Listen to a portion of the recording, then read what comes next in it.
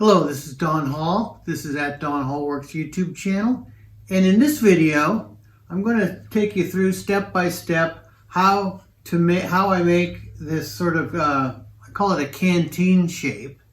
And we're going to go all the way through from making the slabs and assembling it, putting the underglaze on, and firing it.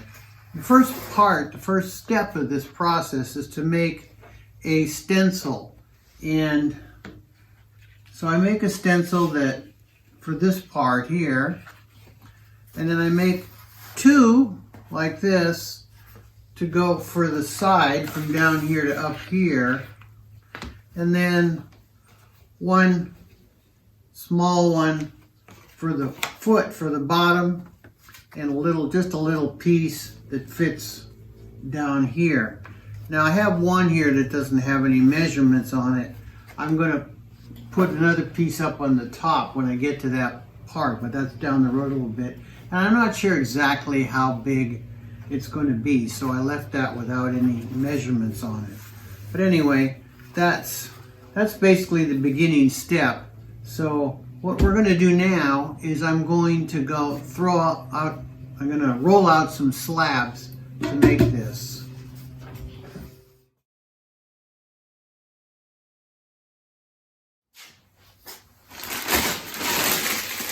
This is the clay I use. It's called WSO. It's from Laguna, and it's stoneware clay that fires real white, and it has a lot of, well, not a lot, it has a little bit of grog in it. Enough so that it's good for raku, but you can see how white it fires. And I raku fire this regularly. What I'm doing now is I'm throwing out the clay here just so that it is wide enough for the slab roller.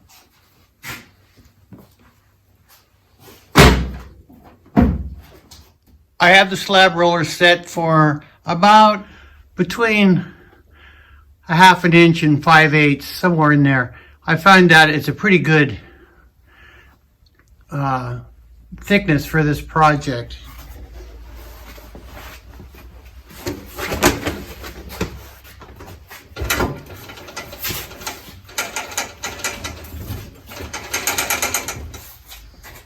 Here's the slab. I'm going to just take the texture off real quick and see and look for any air bubbles. Looks pretty good. I'm going to take my stencils and cut out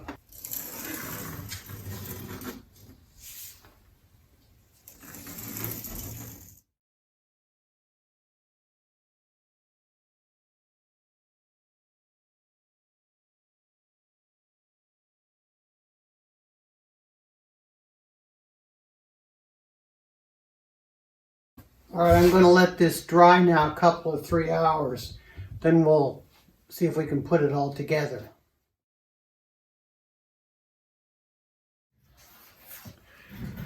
To start this process, it's important to build this right on the edge of a wear board.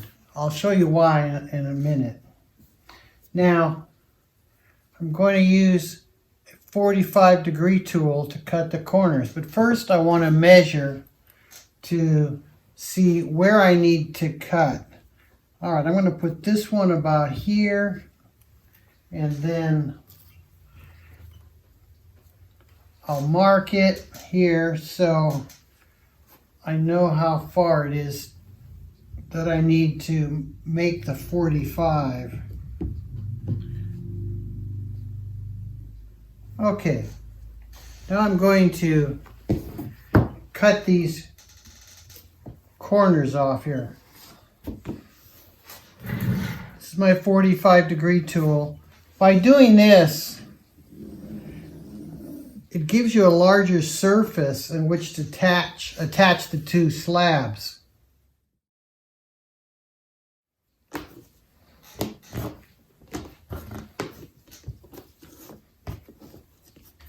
I bunch this all up like this, and then I dip it in water, squeeze it, and I use that to reinforce once it's together. Now the bottom.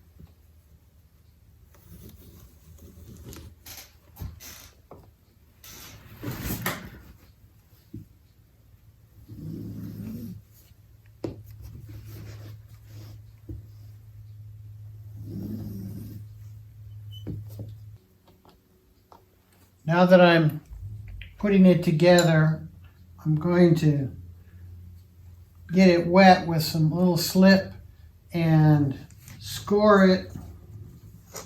I just use a little used comb, an old comb, to do this.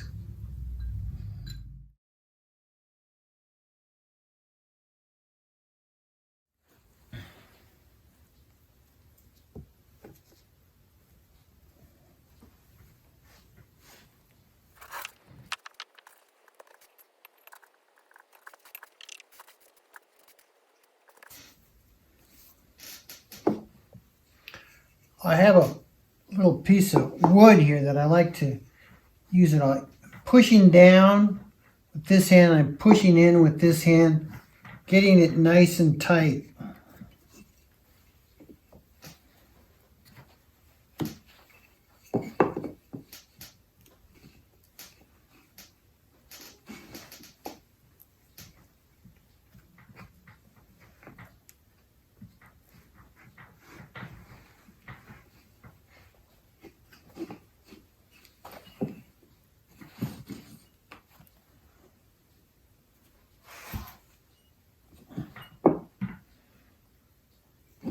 Now I need to put this piece in here.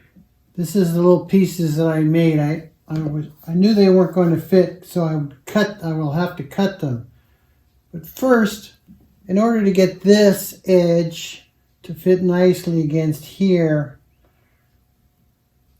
I'm going to cut this at a 45. Like so.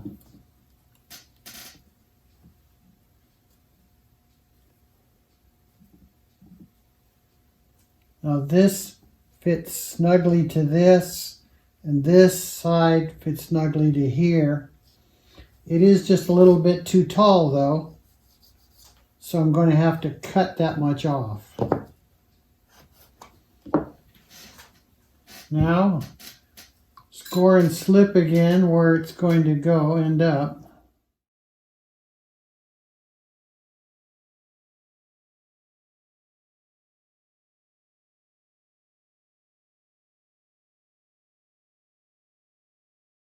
There, that makes a pretty good corner there.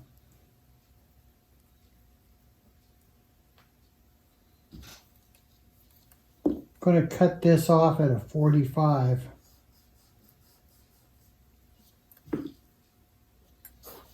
And do the same thing down here.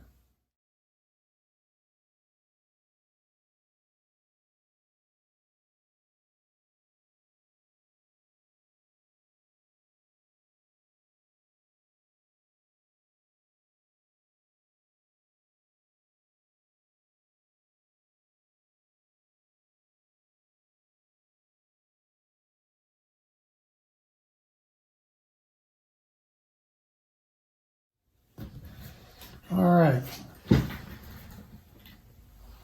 Now I'm just need to reinforce in here, and that part that I saved from all the corners, I'm going to roll it out into small snakes.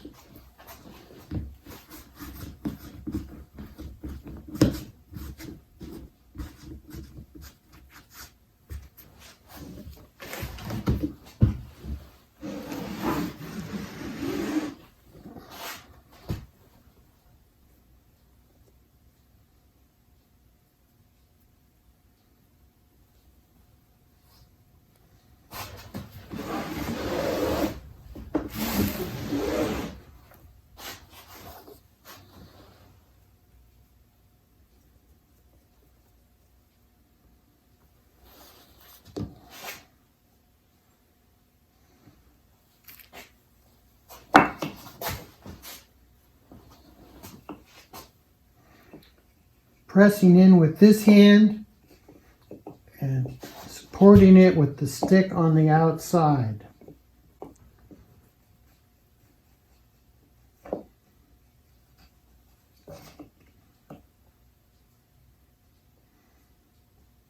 Now I'm going to go all the way around like that. I'm going to roll out, I rolled out some little snakes to fix these corners. I already did this one. Now I put the little snake in there to make it strong, and I hold the stick on the outside and press. And I'm pressing this way and I'm pressing this way, and I'm pressing in towards me as well.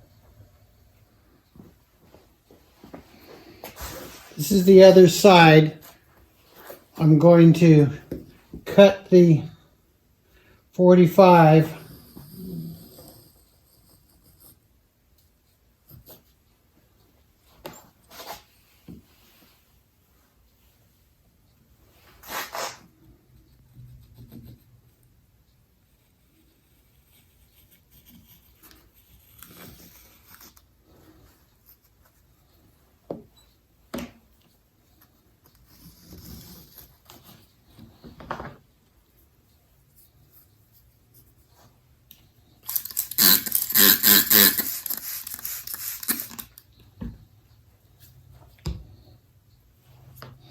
Flip it upside down and put it on the other part of it.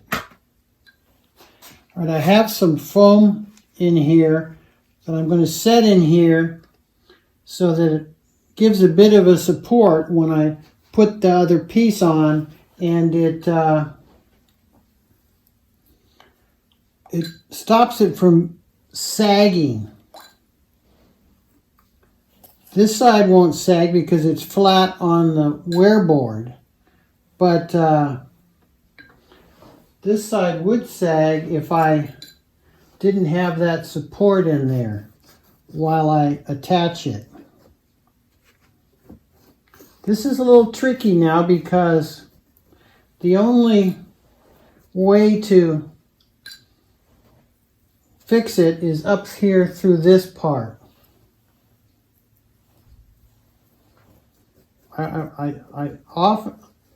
will make sure that I get this really good and scratched and scored so the top will fit up, or the other side will fit on here. I've already done this to the other side.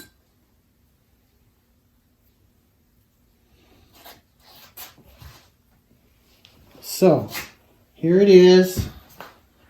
I'm going to set it down on here. It's not perfect, you know, so it takes a little bit of patience to get it just right. Notice that it's right down on the edge of this board.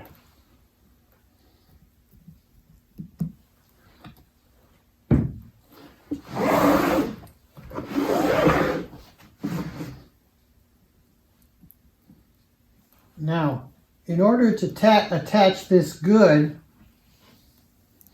I need to flip it over. I can do that now.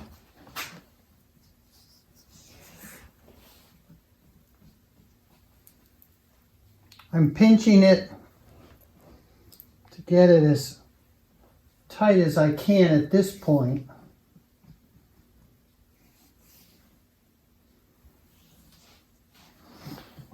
Now, because it's on this board, I can stand it up.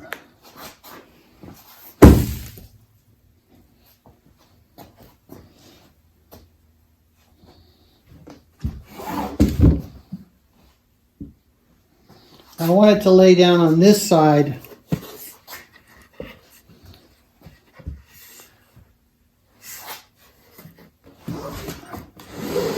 Like this. Now, I spend a good deal of time now going around here making sure the corners are nice and clean.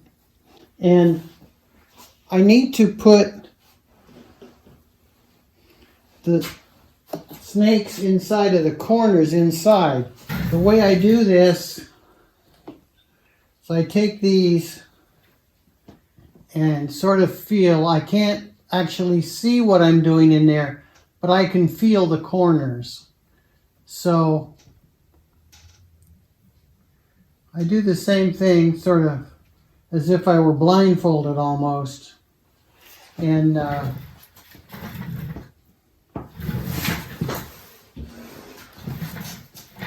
once again, I use my little board here and I push in with my left hand and try to push that snake in the corner. It's really critical that you do this so that the corners don't come loose in the firing. Anyway, I'm going to go around inside and put this all in there and make it, clean this all up, make it nice now. The next part of this project is I'm going to put this cap piece on now. So it needs to be drowned in some water, and scratched really good.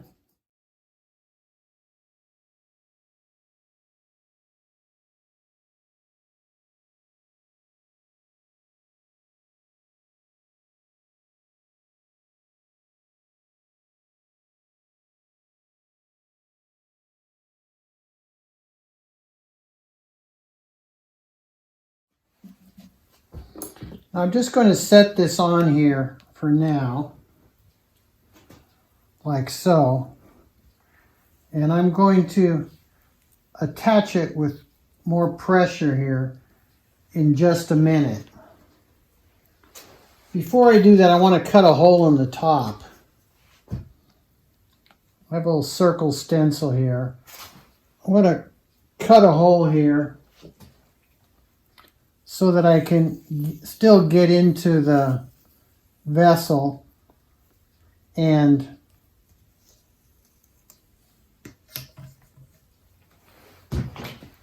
so I can reach my hand in here and sort of push up against here.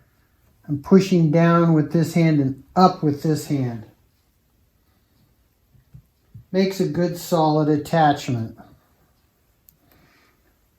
I'm going to spend some time just messing with this, cleaning this all up. And then we'll make the little neck for the spout on the top.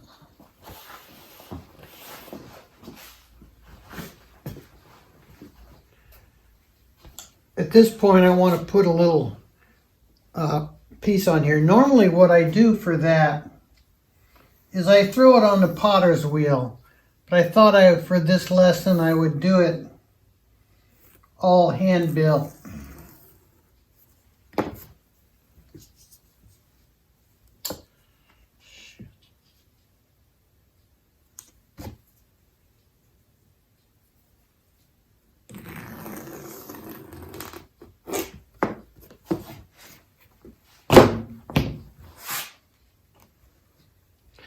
So this is going to fold over and attach itself like that, there. And I'll scratch it and it'll look something like that. So once again, it's a matter of attaching this. Now, because this has a very slight slant this way, I'm going to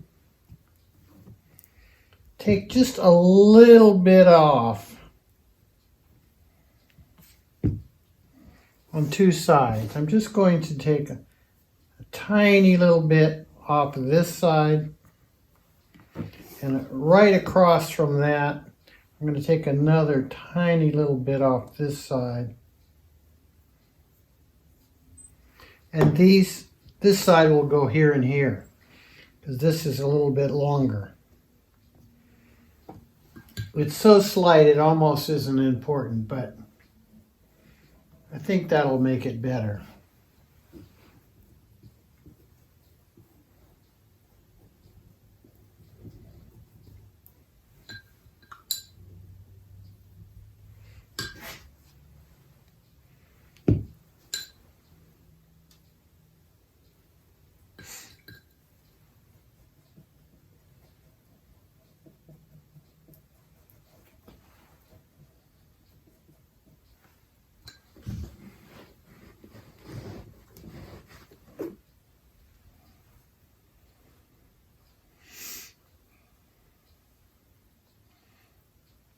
There. Now I'm going to lift up from the inside and push down from here and go around and clean it up real nice. It needs a lot of fussing with it here. I'll go in and lift it and push it and make sure it's nice and tight. I think you understand how that works, right?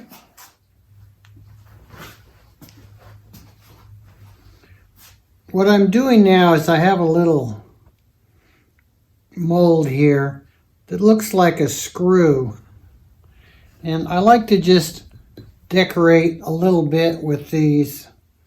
I scratch this where it'll attach. Then I press this on here.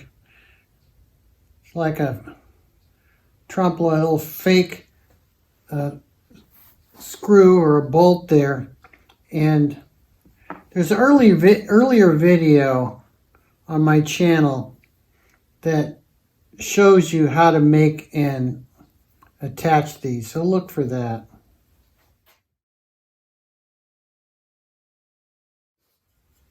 Now for the decoration part. I want to put this image here on the pot here that I made yesterday. So it's been drying out overnight, and what I use to do this is a piece of plastic. This is actually an old clay bag that I cut up and washed real good. And I'm going to show you how to transfer it. Normally what I do is I draw the image that I want to put on the pot on a piece of paper, and then I trace it onto the plastic. But because I want to put this image, I'm just going to copy it right off of here. I put a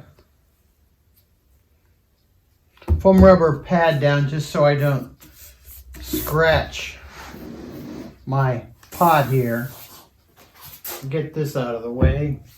What I'm going to use here is just a felt pen, just to give me an outline so I know where to go. I like to do this because if you try to do this right on the pot without any guidance, if you make a mistake, then you have to somehow try to fix it. It's easier to do it right the first time. So I'm just tracing over the black lines, and then I'll show you how to transfer this over to this one here. The first thing I do is put a little tape on here. It doesn't stick that great to this leather hard clay, but I don't want it to move. And what I'm going to use for this is a ballpoint pen. And what the ballpoint pen does, you give it a pretty good amount of pressure as you go, and it leaves a little indentation in the clay that you can see later.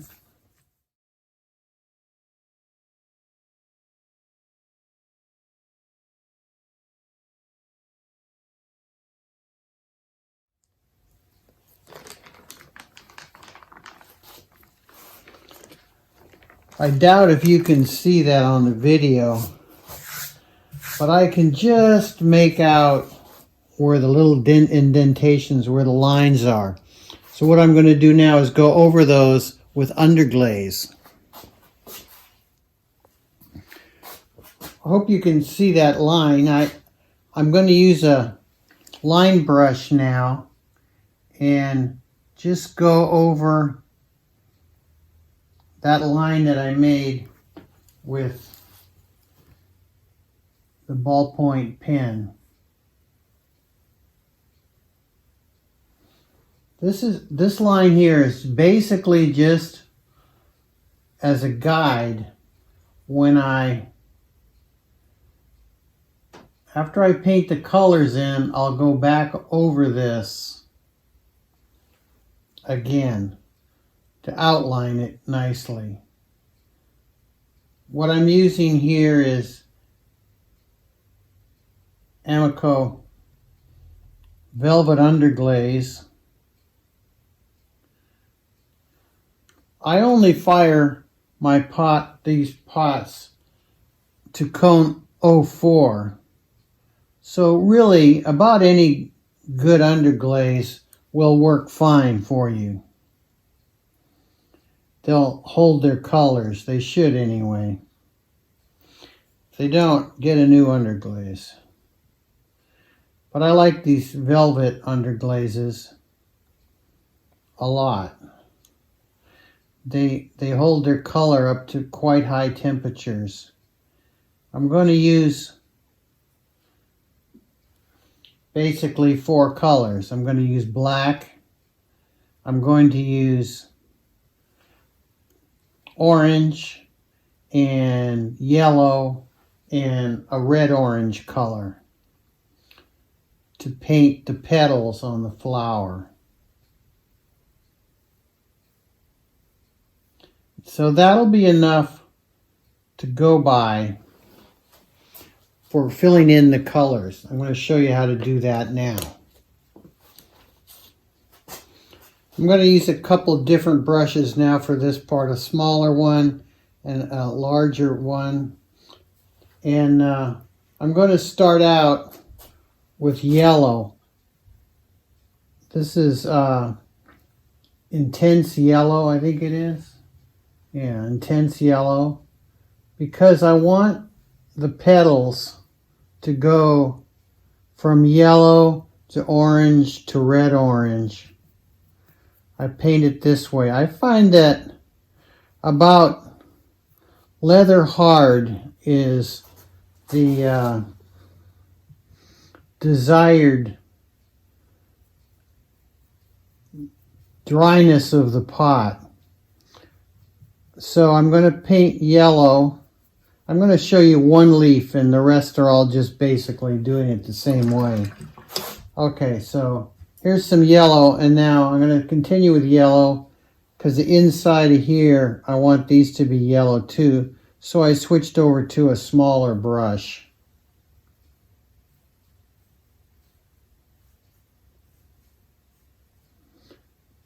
Yellow takes several coats, doesn't cover in one coat.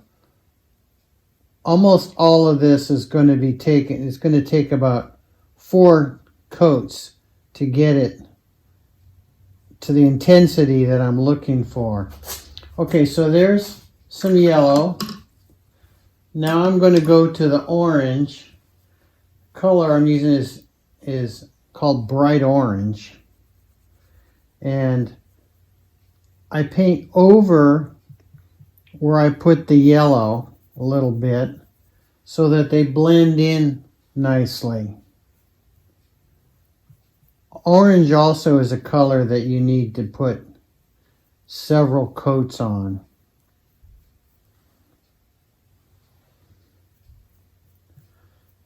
You know, by the time I go around here, by the time I get the yellow and the orange all the way around, they're dry enough as to continue. All right, so now I'm going to go with flame orange. It's kind of a reddish orange color. It's called flame orange anyway. So I put the orange in here with the small brush so I can fit it in between what I've just done. And like the yellow, I let it go up into the orange a little bit.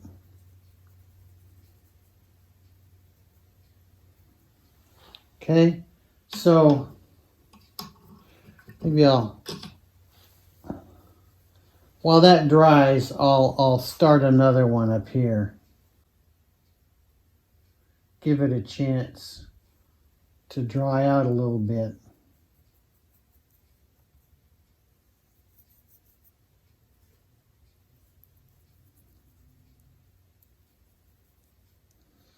Yeah, these first few coats, they don't need to be that perfect. I know that probably I'll do this maybe 4 times before it's going to be, maybe 4 times and then a touch-up will get me to what I'm looking for. This just takes patience. You got to keep working at it. But you get the idea.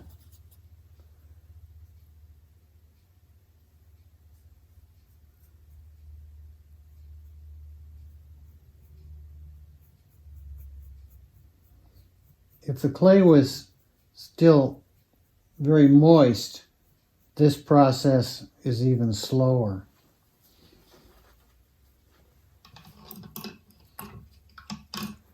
To show you, I'll do it again for you up here.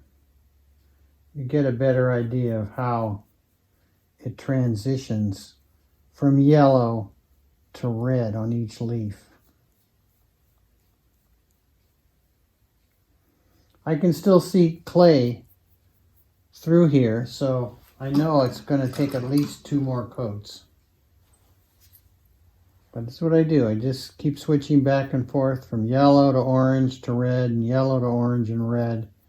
And eventually it makes it a beautiful transition from one color to the next. This is what it looks like after 2 coats. I'm going to let this dry out a little bit, maybe 15-20 minutes, and then I'll give it a 3rd and then a 4th coat.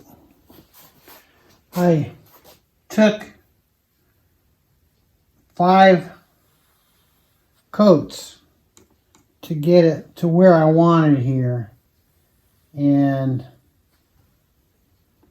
what I'm doing now is I'm going back over my black lines just to emphasize a nice line around, contour line around everything.